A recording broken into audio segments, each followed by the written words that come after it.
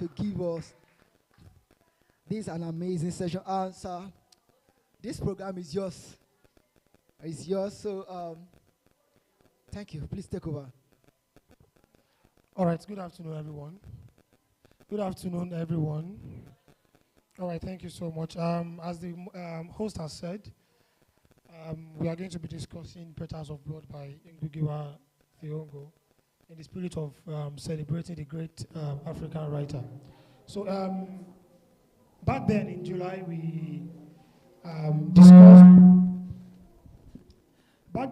we discussed this very book among many others, and it was a very engaging and lovely discussion that day. So today I would like to call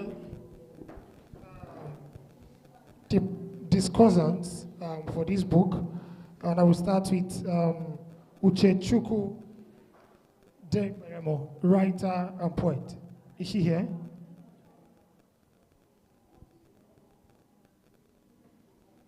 She's not around? I guess she's on her way.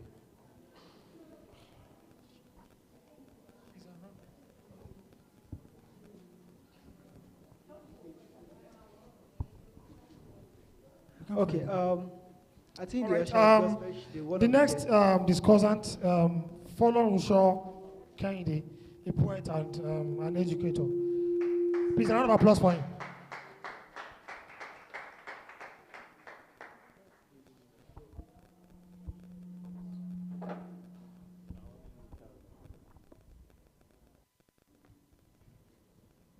Also, I have here Ajelara Al-Awwal Seye.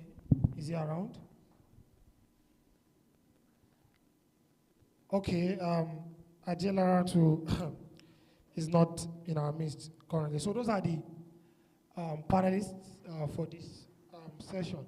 So before we proceed, it's good to have you again, Kenny. Thank you. I could remember last year when we were celebrating Professor Wole Soyinka during the Lagos Book and Arts Festival like this. Kenny and I were the first set of people to discuss Ake, right? Yeah. The years of childhood that time. Then he was the moderator. I was on the panel. But that day, he questioned me so well. In fact, my bum was hot. Okay, so today I'm going to return the favor. Are you ready? Yeah. All right, thank you so much, Kenny. While we wait for other panelists. So, looking at Petals of Blood by Ngugi, reading it, you know that you are in the presence of a genius. You are in the presence of a correct writer. And compared to many of his books, like Weep Not Child, I'll Marry When I Want, The River Between, all of them, they have their specific, qualities. And one of the things I would like to bring out in Petals of Blood is that of the style. Okay, and that's the first thing I would like you to talk about, Kenny.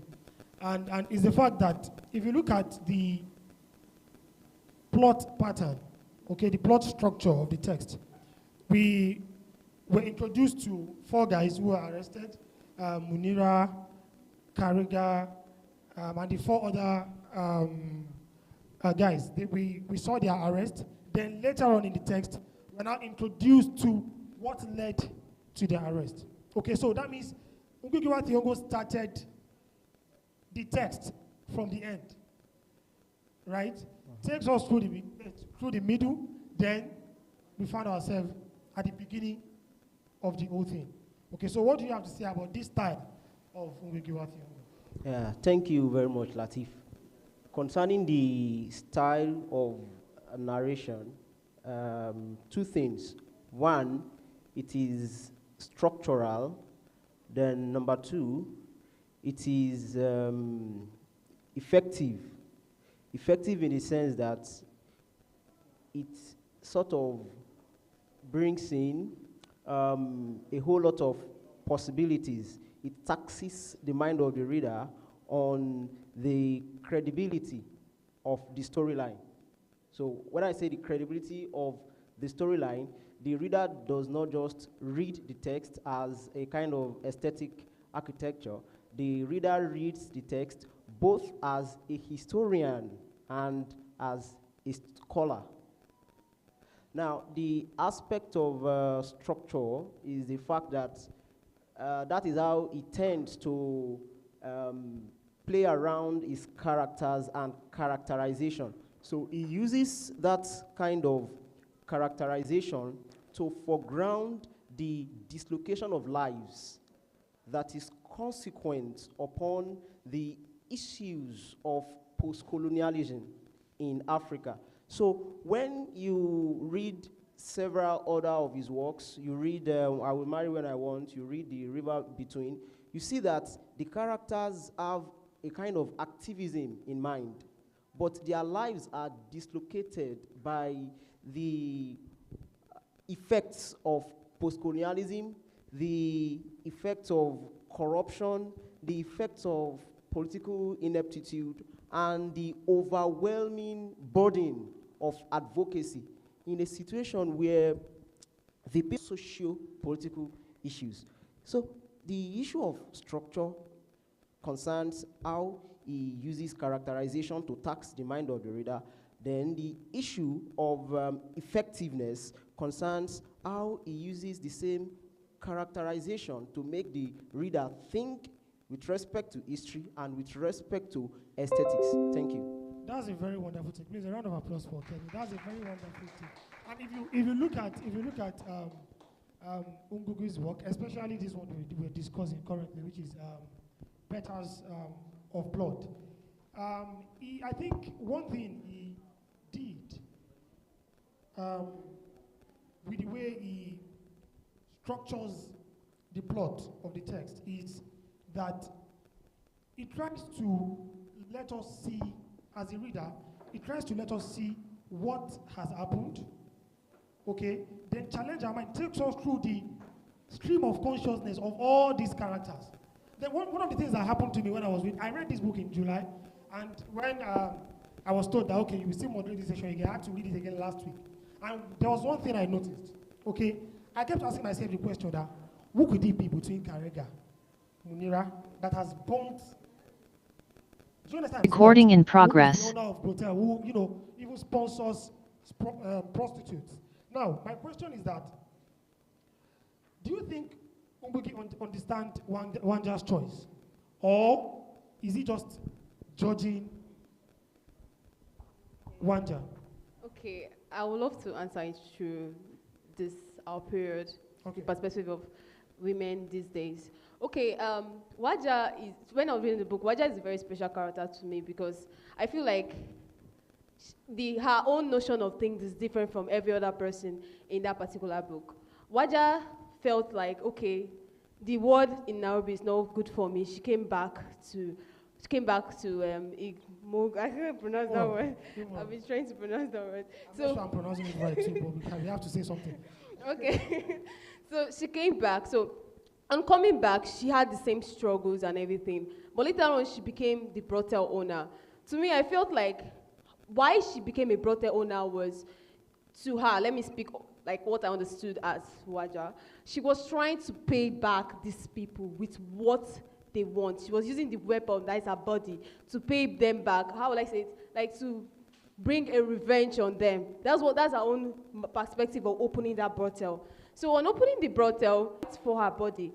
They are on a fight for her body, and she used it to extort from them. So she could not get any form of redemption. So you think that's Wanja's way of paying them back for what they did? Yes, because she could not get any form of it. She can't. To add a few things, and it's generally it concerns the issue of female representation. Okay. Female representation in terms of psychology. Remember I said something earlier on that how that the characters who have a sense of advocacy accidentally or incidentally, depending on the case, the characters have their lives dislocated beyond measures. Right. Now, issues of female representation in literature is something that still questions the observer on the evaluation of what things dislocates their lives beyond the mettle, the courage to exonerate themselves.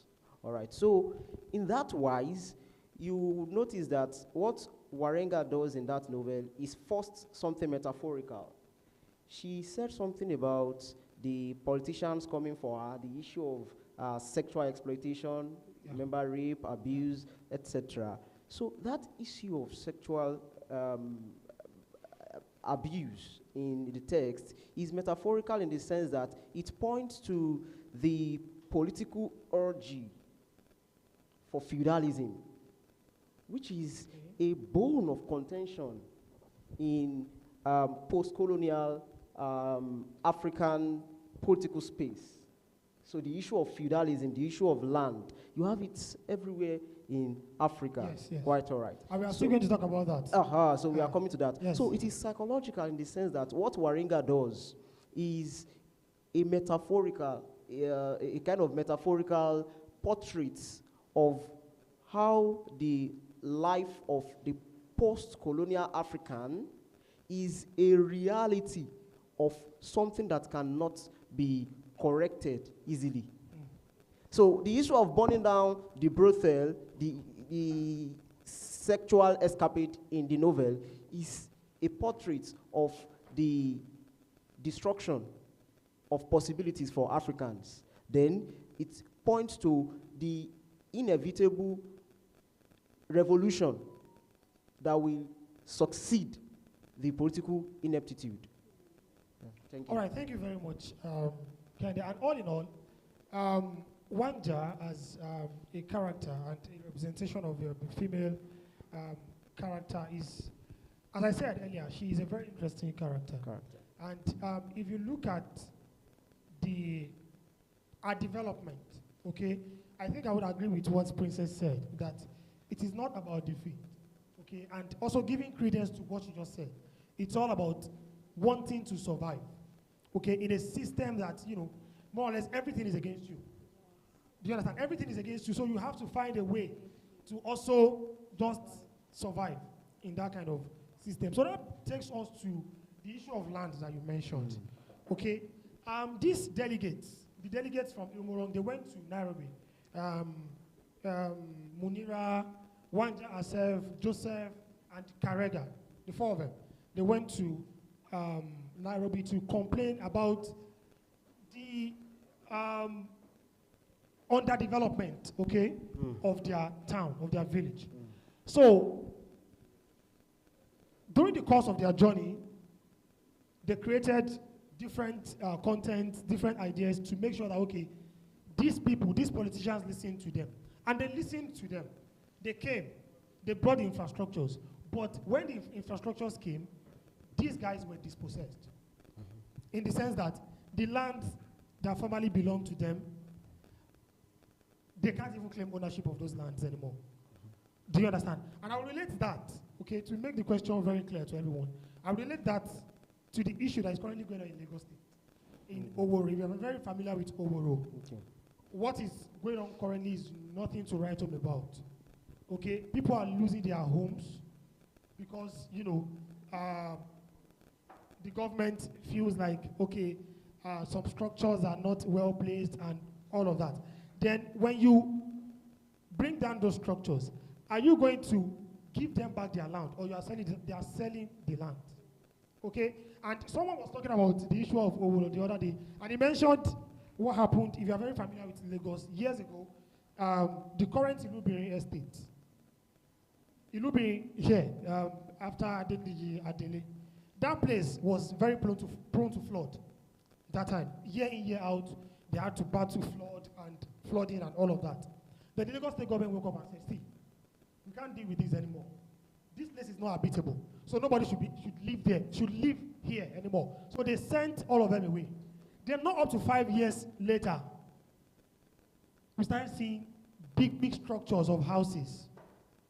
Okay? And now, if you want to live in the loop, those people that they sent away from that place, 80, 100 millions of naira, 200 million. That's how they are, they're renting those places. Okay? Now, there is redevelopment. Do you understand? But the real owners of the land are being dispossessed. I mean, what do you think about that text, that time, and now? Kehinde, you can go first. Okay, thank you. I would like to allude to Peter Abraham's Mind Boy. Okay. You remember that at some point in the story, the old man, whose name I don't exactly remember now, the old man begins to tell the mind boy, that young boy, the history. Zuma, yes. Thank you, Zuma. So begins to tell him the history of the land, how that the land originally belonged to the blacks, then the white came, they were accommodated, like the blacks were so hospitable, they accommodated the whites, then somehow they took over. Now, you notice that the taking over of the land is first an issue of host to guests, yes. Right? Then the issue of taking over of the land is also prominent in Chinua Achebe's Arrow of God. All right? Yes, how that that's true. The whites came through religion and education, and he said something so iconic that he asked us to close our eyes to pray. By the time we opened our eyes, they own the land and we have the Bible. Yes. All right. Now, the issue of taking over of the land, again, is littered everywhere. You have it in some of Shoyinka's works and, etc., because of our time. But what I'm trying to say is that in African literature, specifically Ngugi's work, there is an episteme, fundamental principle, that is an episteme of possession, an episteme of domination that points to the evil of human and not essentially the devious nature of those things. It's an African issue. Yeah, it's an African issue. You just gave very brilliant examples, right? You mentioned Mind Boy, it's South African text, right? An Arrow of God, a Nigerian text. And now we are talking about Petals of Blood, Kenyan. You get, and we see this issue playing out. And now, that's even very close to the post-colonial era. That's very close to the colonial era, rather. Those times that we mentioned. Mind Boy, Arrow of God, Petals of Blood, they are post-colonial texts. Okay, not even contemporary. And now, when I was asking this question, I cited of politics, but a project of imperialist enterprise, the perpetuation of imperialist enterprise. So when that ideology has been initiated and, of course, executed, so when we say there is the perpetuation of imperialist enterprise, that means that there will be the politics of the blacks for themselves, like blacks for the blacks. That politics will sag in a way that will favor the European. So that is why there are always two layers to Ngugi's text. The black man versus the white man, then the black man against the black man. So why we have black man versus the black man is that the intruder, right, did not just come to introduce structures of domination. No, the intruder came to institutionalize something that will continue the imperialist enterprise when he is gone. And that came in form of ideology, religion, and education. Yes. So that tells you that the character of Munira, the teacher, is so important. Yes, yes. Right? Because when you look at a kind of reader response analysis of the text, you understand that this man, as well as his contemporaries, tend to analyze the weaponization of education. No matter how good it is still a weapon. And if it is a weapon, then you understand that something that is abstract, not physical, it is not a structure that you can... Yes, yeah. We are not allowed to protest. We are not allowed to complain. Let your leaders do their thing. They tell us that, okay, whatever it is they steal from you, whatever it's yours, okay, that they are grabbing and they're not giving to you, you will get it when you get to heaven. So we shouldn't ask questions from these leaders, okay? I'm not sure if it's like that in Christianity. I'm not sure if it's like that in Christianity. Like you cannot question your political leaders. Not even your religious leaders now. I'm not even talking about you not being able to question your pastor or not being able to question your imam in the mosque. Okay, it's about not being able to question the governor of your state. Okay, that's even too far. The local government chairman, okay, of your local, you cannot question them. You cannot ask them questions. They will tell you, no, that's not allowed. But it is allowed for us to vote. So religion brings these things to us. And now, we are not looking at this from the point of view of petals of blood. Okay. Although you may relate it, right? But I would like this to be a question that tells us, the young minds today, something about this. Do you think it is everything that this religion brings that we accept? These religions bring that we accept, especially when it comes to our daily lives. Okay, you tell us, I mean, I think last year or so, there was a planned protest, and someone on my WhatsApp was talking about, as a Muslim, you shouldn't protest, you shouldn't do this, and I sent him a message. I said, come. As a Muslim, can I vote? He said, yes. I said, but I cannot ask questions. Why? Had the privilege that even when the white police arrested him, they had to release him because of. Had the privilege that even when the white police arrested him, they had to release him because of. I have that kind of house now. So what I'm saying is that he still had the pressure to protect the black men, make sure there was equality. They wanted to beat a black man. He said no. He said if the policeman near there that is going to show him his what do you call it, insurance, this, that is carrying the man to treat him. You know, that was a different scenario of all blacks that we know. You know, on a normal, when you have that kind of right, trust me, if I was the man, I would not lie to you. I would still assume the authority of a white and say, oh, please, all these black men, go and sit down. You get what I'm saying? So I feel like it's the ideology which this white man has painted on our mind through education and religion that makes it like this. Now, coming to the area of religion, what I feel about religion is that religion allows us to obey the Constitution, yes, right? To what? Obey the Constitution, yes. Yes. So according to the Constitution, we have to vote for our leaders. Yes. And we have the right to question our leaders too, according to Constitution, Yes, right? yes. So I feel like since the religion allows us to obey the Constitution, so there's no need of arguing whether you should go and riot or not. Since it's constitutional, It's not even riot. It's not even about yeah, riot. or It's even protest, protest. or question your leader's behavior. I feel like Yeah. if the Constitution allows it and religion allows us to obey the Constitution, I feel like it's like you saying something and you're going back against what you're saying. So I feel Thank you. Yeah. Thank you. Concerning your question is about what we can do, youths of today can do. What we need to do and what the religion needs, what our religion needs. I mean, majority of us here are. Okay. Are religious to some extent. We are all religious, and we are not all religious. So we are all religious, you have rightly said, but I want to say something that religion in itself is not existentially evil. Okay. Although it may have been weaponized, at least in the context of what we are discussing. Yes. It may have been weaponized, but religion in itself is not existentially evil, right? The only thing needed is the restructuring of justice system. Now, religion itself does not teach us to be so docile. Neither does religion teach us to be violent. Yes. Although there is a thin line that there's no how you want to discuss the sanctity of religion. It won't sound like you are exonerating God. Because if you have read this, there's this non-African novel, The Slave Girl, talking about slavery, the president's daughter, Clotel. Yeah, and there's another one too, Uncle Tom's Cabin. These two texts clearly show that slavery thrived.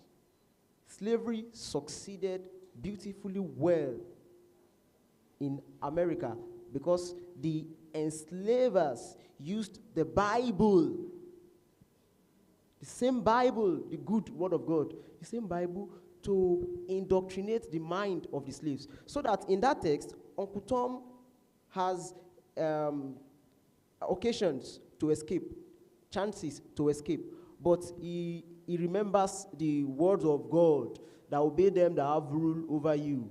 The same thing in Clotel. The enslaver, a Christian, and the girl enslaved, she has about 2-3 chances to escape, but at the same time, she remembers the word of God.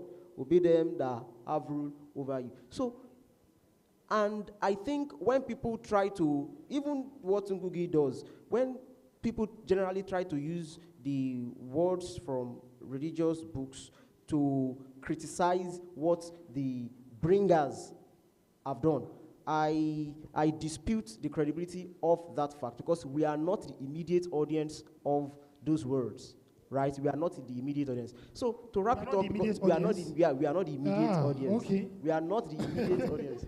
Yeah, if when I say we are not the immediate audience, let me just give you a simple example. All right. I was Make it listening fast. to, quickly, when Martin Luther King was telling a black man in America that you cannot fight hatred with hatred, you need love, right?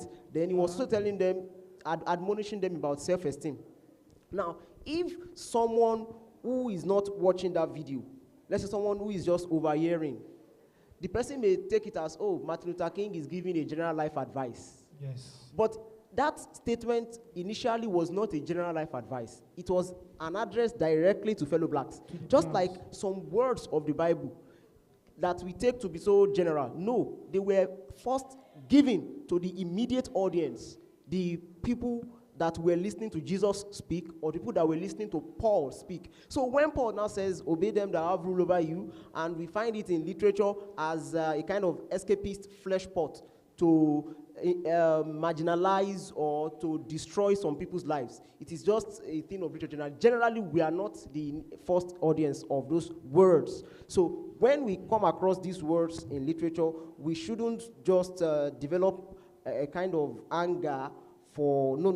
Religion itself is not the thing of the head. The problem is the evil in those who used it to weaponize, or who used it as weapons to dominate others. I think that's so, very, so when that that's is a very clearly brilliant understood, you understand that whether the Bible says you should obey or not, as a Christian, you can revolt. As a Muslim, you can revolt. When something does not feel right, you can revolt. All right, thank you very much. Princess, I would like to ask you this question personally, and that's concerning Munira.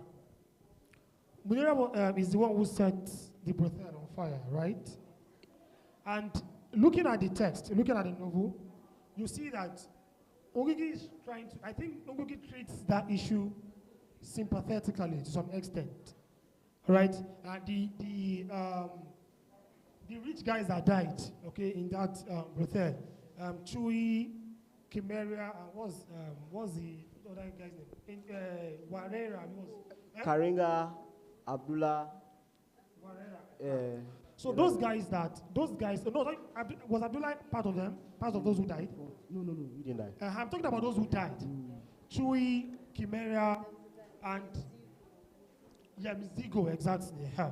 So those three guys, I think Ngugi is treating it sympathetically, despite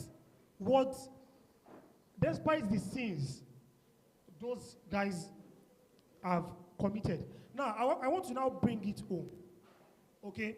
That, do you think the corrupt leaders, okay, do you think they deserve to die? Whether they deserve to die? Yes. Now, just like it's happened in the text. Whether they deserve to die or not depends on how the writer has treated the subject matter. You know, writers, even contemporary writers, they do not have exactly the same ideology, how they portray issues. For example, if you read the feminist text of Emecheta, feminist text of Flora Nwakpa, and you read the feminist text of Adichie, they are not saying the same thing. So whether the leaders deserve to die or not is, I think it is first an issue of revolution in the text. You know, death is something constant, just as birth. So revolution coming to life. So violence, you know, just this Latin saying, lis litem generates, strife begets strife. So whatever is done in violence, of course, it will cost some people their lives. So the death of the leaders in that text opens another portal of possibility, in the sense that if these leaders are executed, others will take over, right? Yes. Then those that will take over, what is the assurance that they will also do They will well? not do the same thing. I mean, So the issue of death generally opens. They may be scared of being set ablaze. Thank you. So it's quite of. Yes. It sort of opens or a they'll kind be of more portal of protected. possibility. Yeah, well. Exactly. So maybe those ones will not be going to the protect. so whether the leaders deserve to die or not, then you notice that the issue of death in the text is initiated. You understand? Someone initiates their death. Someone has to do something to make them die, right? Someone has to revolt violently. Someone has to take certain quote-unquote proactive measures, yes, right? So it is just the same thing as a military coup, right? Military coup. So the issue of death in the text is generally consequent on the violent revolution, and it directly links to the Mau Mau revolution of Kenya generally. So death as something deserved or not is, I think, a matter of poetic justice on the part of the writer. Princess. Okay, to me, I always tell myself every time that no one deserves to die. But no one? Yeah. Oh, wow. But to some extent, where you say these political leaders, what comes to my mind is that death is not even a good punishment for them. What do you think is a good punishment? A good punishment for them is not death. Maybe a kind of prison that will have, how will I say, isolation center, tough work, those kind of things. That's what is good for them. At least they will come to their senses. But looking at the book, I feel like what he said, if they die, what's the assurance that there's a new person coming in that is going to be good? Have you even raised a very important point while you were saying that? Like, just imagine if maybe, God forbid, but if Tinubu, okay, let me not use Tinubu. There's a country named Karajan, and the president of Karaja is a very wicked person, and he dies. Why don't you want to use Tinubu? And he dies. Maybe he dies of food poisoning. Maybe someone poisoned his food. The next president coming in will be careful of his chefs. Will put what will I say, security measures around him, and he will still do the bad thing he wants to do if he wants to do it. So I feel like death does not bring anything to check. It doesn't really bring anything to check. That's why we still see what's his name, Karanja, still going ahead, still fighting, still revoluting, because he knew that death is not just. It's nothing. Yeah, that's true, because even after he was released, after the truth was obvious that okay, Munira did everything alone.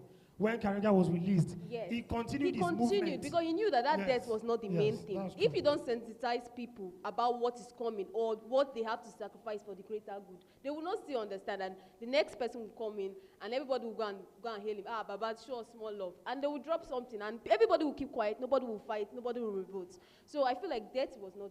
It doesn't do anything. It's not really substantial. All right. That's a very good point, actually. Kenny, when we were talking, you mentioned something about revolution. And that leads me, I wanted to use that question as a last question, actually. But since you mentioned it, I'll go into it. Now, and that's the right questions, as I said earlier, from these politicians, okay? So, one of the things that Karega African economic system, some countries have practiced socialism, some have practiced capitalism. A country like Nigeria, what have we practiced? Capitalism. A country like Nigeria, what are we practicing? Is it mixed? Is it mixed? I heard someone say capitalism. Yeah, someone has said that in Nigeria we practice capitalism for the poor and socialism for the rich. Okay, so but that's not the point. The point is that, do we really think that his ideology is progress of society, as it was in progress of society, as it was in pre-colonial Africa. So it is the pre-colonial Africa. So it is the invasion. I want to quote some lines of one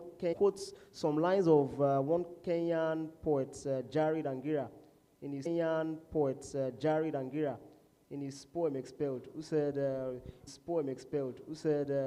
we have traded in this market, traded in this market competitively perfect until you came polished goodwill from high order, the vaccine from the lake burst the cowshed, right? That the last my broken net has a right. That the last my broken net has the last sight of my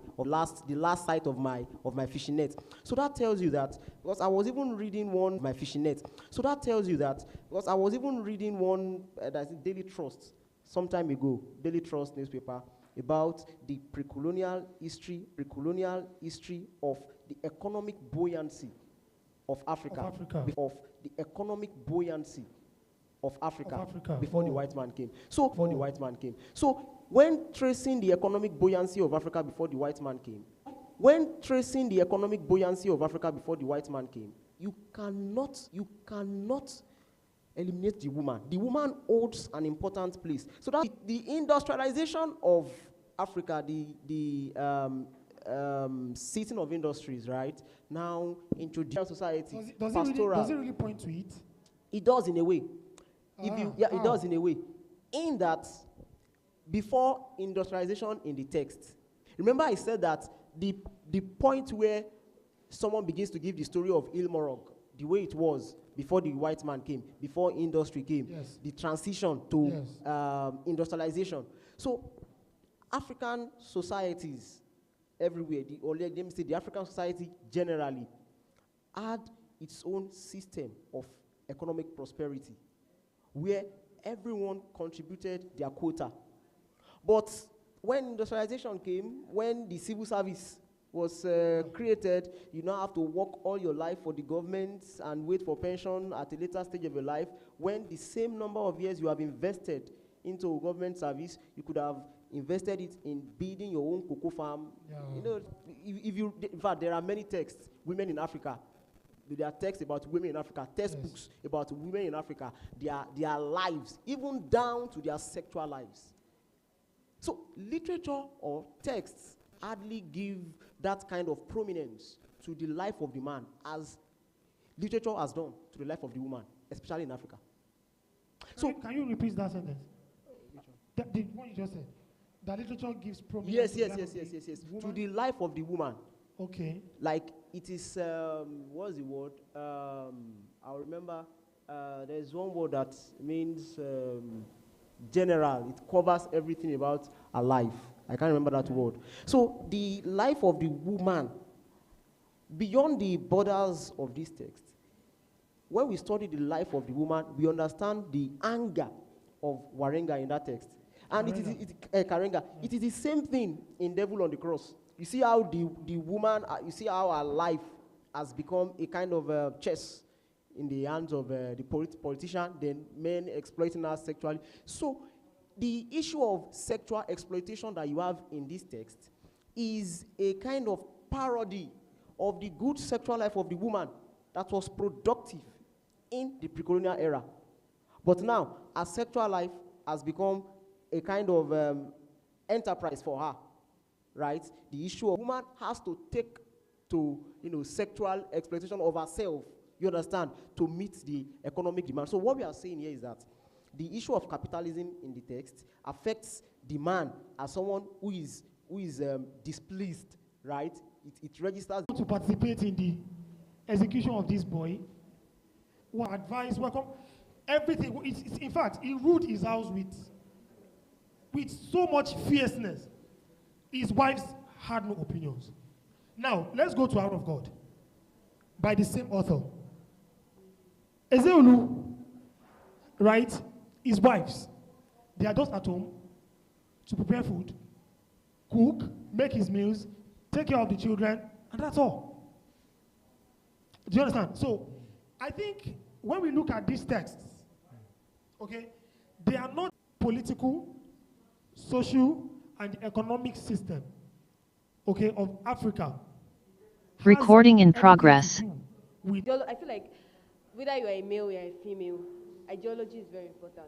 So no matter who is there, it doesn't affect. Now, bringing it to Kenny, two of you have part arguments. Kenny's argument there is, I feel like in the Yoruba system, we have Iyaloja, right? I'm not a Yoruba, so I'm not Yes, there is. that. Okay, so when I read and watch about this Iyaloja, I feel like they have a part to say in community problems. Yes, right? yes. They do. In the Igbo society, of course, they don't really have a say, but we have Muadas.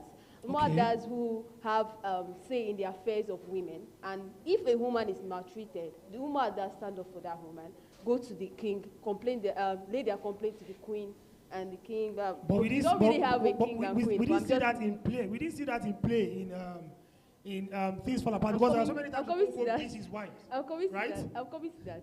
So I feel like Okonkwo I can say Okonkwo story can be psychological, in the sense that he do not want to have any symptom of weakness in him. So he tries his possible best to show that he's the man. So he can beat a woman to show that he's the man. It still happens. Even now, it still happens in this our so-called civilization. Okay. It still happens where men want to feel like a man, and you can do anything to feel like a man. It still happens. So what I'm saying is that in our formal society, or pre-colonial society, I feel like the women had, to some extent, country. And if you look at this thing very well, look at England, for example. You won't tell me that 100 years back, the women, or 200, okay, let's not use England, because England use queen. Let's use US. Okay. 100 years back, you won't tell me that the women had a say in what happened in the country. They don't have a say. 100 years back? Like 100 or 200 or before. You are Okay, let's making say assumptions, before the colonial period. Let's say before Okay. the colonial period. Okay. Since we are talking about our own pre-colonial Okay. period, let's talk about That's their fine. own pre-colonial period. The women didn't really have a say. Looking at the slave era, the women, even pre-colonial period is before even the slave era, right? During the slave era and after the slave Slavery era. precedes. It precedes. Oh my God. So when I was reading Clotel, for example, Clotel is still even the colonial era. We saw that the women do not even have much say in that period. Look at that pastor's daughter when he was talking to her. The way he just sidelined his daughter, like she doesn't know what she's saying.